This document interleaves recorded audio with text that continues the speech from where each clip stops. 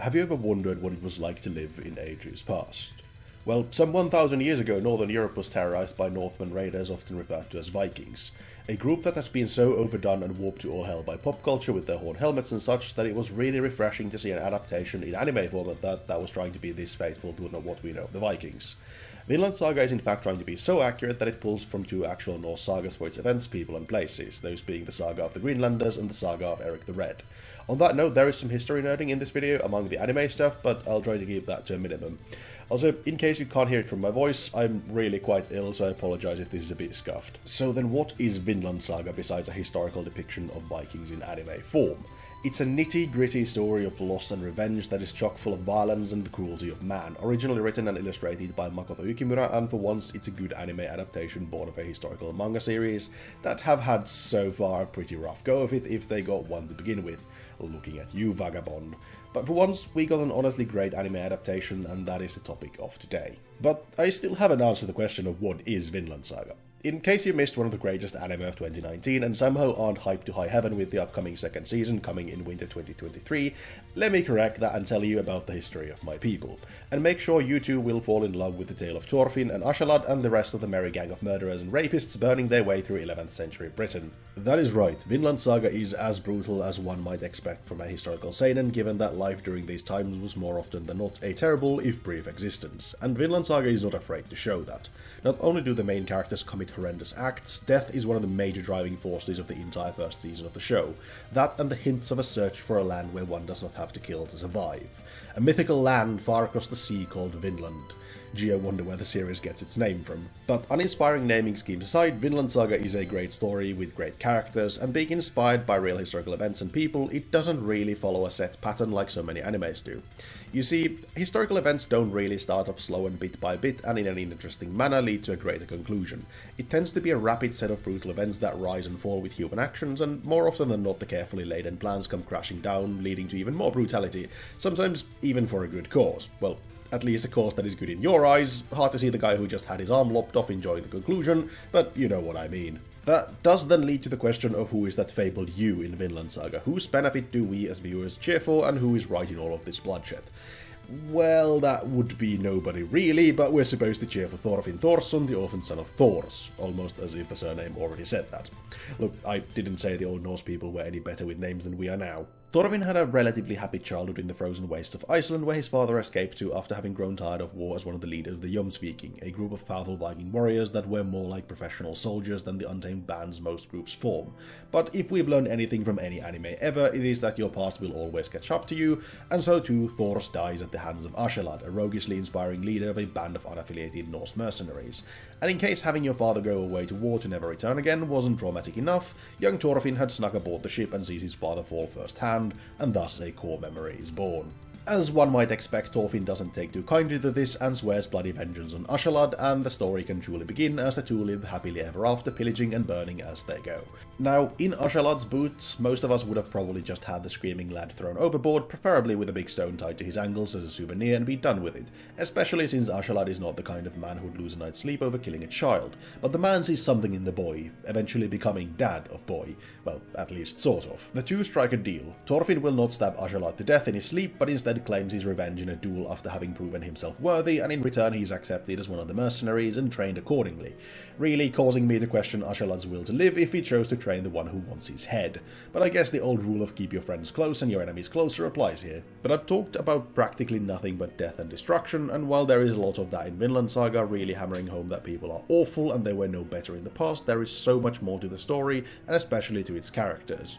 Sure, war is an integral part of their lives, but for most of them it doesn't define them as people, even if they are really, really good at it. I will say, however, that this focus on the horrors of war and the atrocities portrayed in the show does mean that it isn't for everyone. The fact that all of these actions that to us seem unthinkable did actually happen and are still happening today in times of war serve as a stark reminder of the brutal history of the human race, and that is a real slap to the face to us modern viewers living in our little bubbles of relative happiness. But back to the characters. I've already talked a bit about Thorfinn and Askeladd, but two of them are more than a man who killed the boy's father and the boy's sworn revenge. They really form a bond, becoming arguably closer than a real parent parent might with their offspring in their day and age.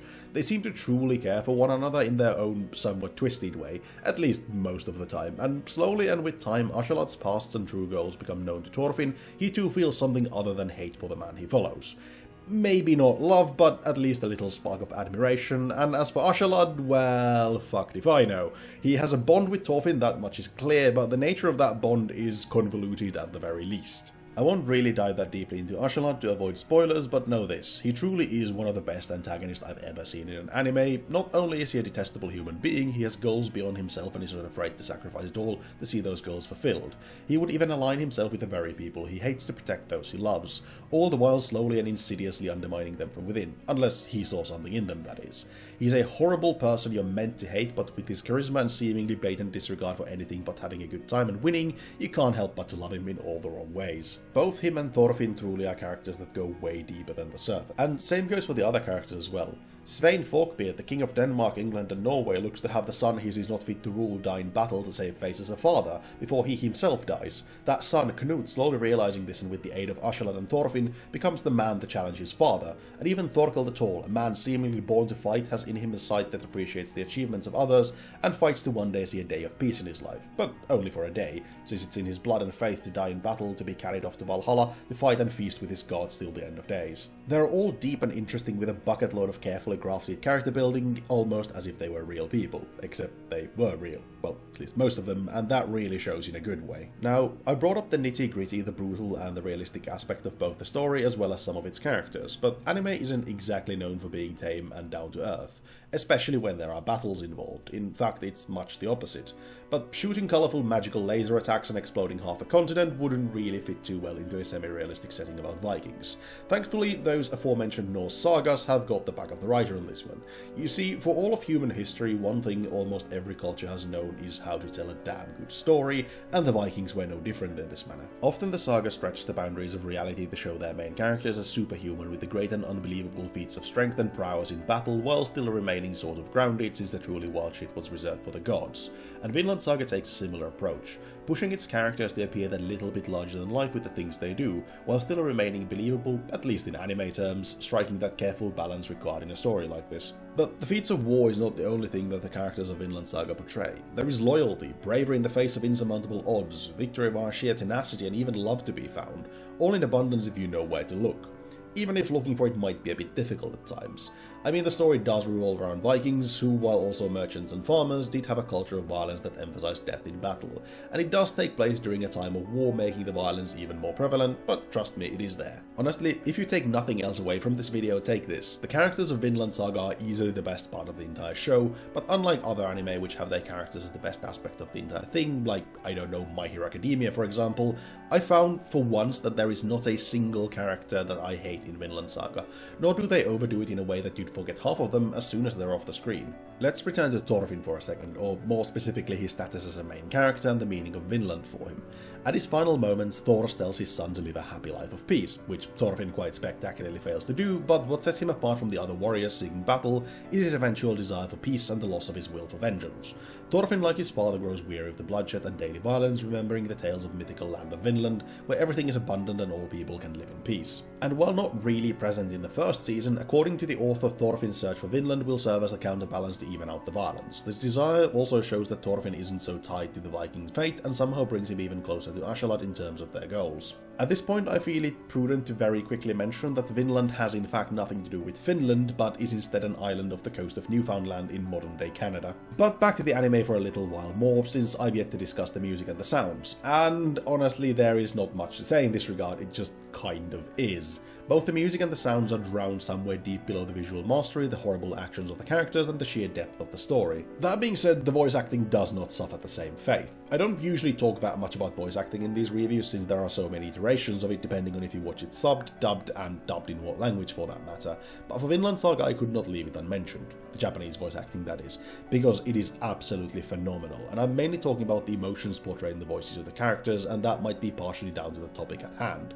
since you can truly feel the horror and despair in the voices of the characters, and that was something that has stuck with me for all this time. One downside of the voice acting though is the inevitable language barrier present in a story taking place in a multicultural setting, and that is something they really screwed up. It could be because I watched Vikings, which does this really well, around the same time as Vinland Saga, that this stood out to me, but everything they say in the show is in Japanese, which rapidly becomes weird when the people portrayed are supposed to be speaking different languages and not understand each other.